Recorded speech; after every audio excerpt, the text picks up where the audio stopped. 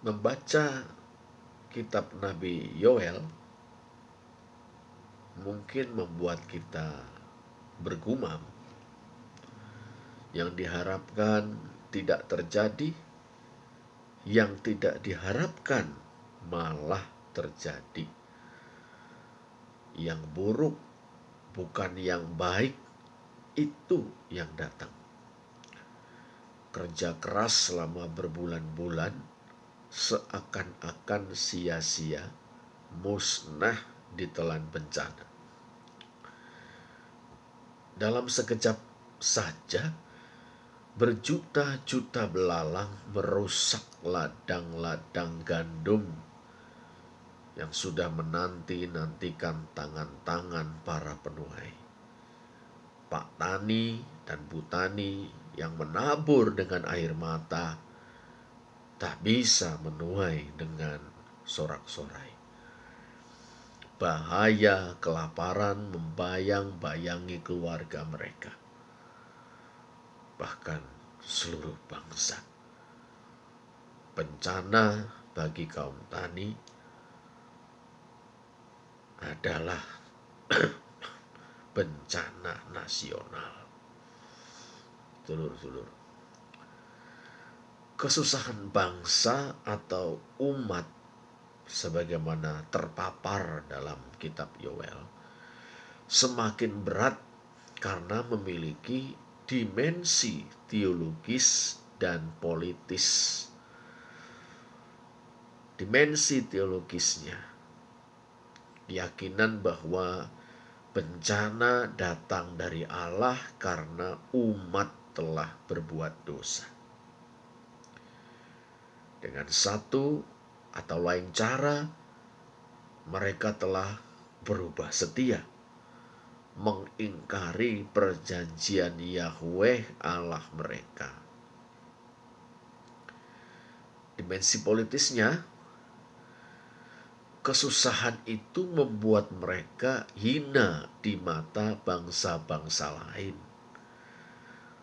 sekaligus menjadi peluang bagi bangsa-bangsa lain itu untuk merisak mereka, membuli mereka secara militer. Sudah jatuh tertimpa tangga, sudah susah dikerjain sekalian. Sedulur-sedulur, dalam keadaan itu sang Nabi Yoel ini mengingatkan umat, yaitu bahwa Yahweh Tuhan, huruf besar semua, TUHAN, sebagai upaya menerjemahkan kata YHWH, Yahweh Allah mereka, pengasih dan penyayang, panjang sabar dan berlimpah kasih setia. Yoel 2 ayat 13. Itu berarti selalu terbuka pintu rahmat bagi umat untuk datang kepadanya guna mendapatkan pertolongan pada waktunya. Kesusahan bila toh datang sebagai hukuman Allah, hendaknya dimaknai sebagai undangan untuk mengarahkan hidup kepadanya. Sekali lagi, kesusahan bila toh datang sebagai hukuman Allah, hendaknya dimaknai sebagai undangan untuk mengarahkan hidup kepadanya. Suatu kesadaran bahwa di dalam Dia kita hidup, kita bergerak, kita ada. Suatu kesadaran bahwa umat dan tiap-tiap orang yang menjadi bagiannya hidup bukan untuk diri mereka sendiri semata-mata, melainkan untuk melayani tujuan Allah yang lebih besar, yaitu kemaslahatan dunia. Sedulur-sedulur, berdasarkan itu kita mendengar ajakan sang nabi atau Nabi Yoel kepada umat berbaliklah kepada Allah dengan segenap hati. Yoel 2 ayat 12-13.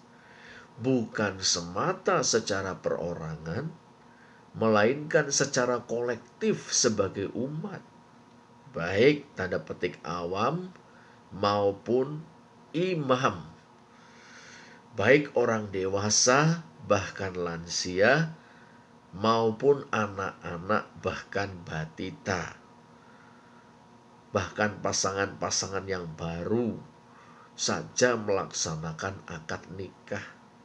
Ayat 16b sampai 17a. Semua diundang. Hendaknya semua datang. Semua diajak berpartisipasi dalam istighosah kubro. Bahkan rally dan konser doa nasional, kalau kita mau pakai istilah itu. Semua diajak untuk mengarahkan hidup kepada Allah, supaya kesusahan berlalu, bencana berlalu, digantikan oleh keadaan baru yang lebih baik. Dipimpin oleh para imam, segenap umat bermohon, sayangilah ya Tuhan umat-Mu. Ayat 17b. Sedulur-sedulur, meyakini bahwa Allah menyambut baik kesungguhan umat, ayat 18 dan 19a, Nabi Yoel menggambarkan keadaan baru yang lebih baik sebagai keadaan yang berlimpah dengan bahan makanan, bebas dari penghinaan dan bullying bangsa-bangsa lain, dan berakhirnya hama belalang, ayat 19b dan 20. Yang menarik, keadaan baru yang lebih baik itu juga meliputi berkat atas tanah, binatang-binatang di padang, dan pohon buah-buahan. Ayat 21 dan 22. Pendeknya, alam kembali menjadi, ini kalau kita pinjam ungkapan reformator Protestan yang masyhur Yohanes Calvin, alam kembali menjadi Theatrum Gloriae Dei. Theatrum Gloriae Dei, panggung kemuliaan Allah. Jelas, hidup yang terarah kepada Allah bermuara pada kebaikan bagi semua. Sedulur-sedulur, di sini dan kini, prinsip yang sama berlaku. Umat, termasuk para anggotanya, yang mengarahkan hidup mereka kepada Allah, menjadi penyaksi sekaligus pelaku kemaslahatan dunia. Sekali lagi, umat termasuk para anggotanya yang mengarahkan hidup kepada Allah menjadi penyaksi sekaligus pelaku kemaslahatan dunia.